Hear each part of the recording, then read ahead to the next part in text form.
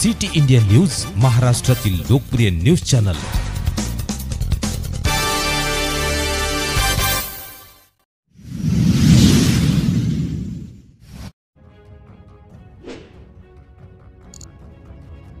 नागपूर ग्रामीण मध्ये अंमली पदार्थ सेवन करणाऱ्या 16 जणांविरुद्ध एनडीपीएस अंतर्गत कारवाई।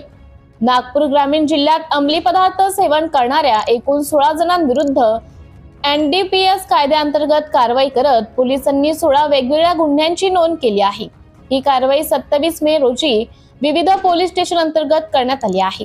खापरखेडा पोलिसांनी पेट्रोलिंग दरम्यान मौजा चिचोली येथे हेमराज लव्हारे वय 50 आणि बबन कटरे वय 28 यांना अंमली पदार्थ चिलमीत भरून सेवन करताना पकडले।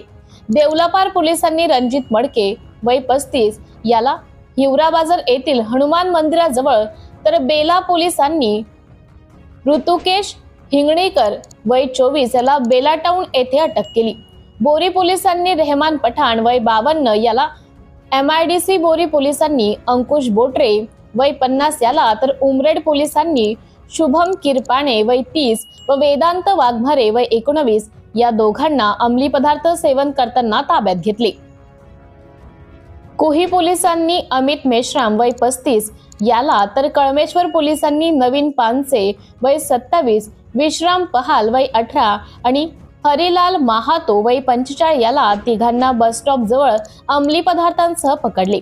यापैकी 2 आरोपी झारखंड राज्यातील रहिवासी आहेत। सावनेर पोलिसांनी लक्ष्मण सेवके वय 55 याला पोळा मैदान जवळ, तर काटोल पोलिसांनी मुकेश मंदरे वय 35, शुभम पोहणकर वय 31 आणि विजय निषाद वय 30 या तिघांना संगमनगर येथे अटक केली। या सर्व 16 आरोपींवर एनडीपीएस कायद्यांच्या कलम 27 नुसार गुन्हे दाखल करण्यात आले आहे। सिटी इंडिया न्यूज साठी उपसंपादक नागपूर ग्रामीण मंगेश गमे।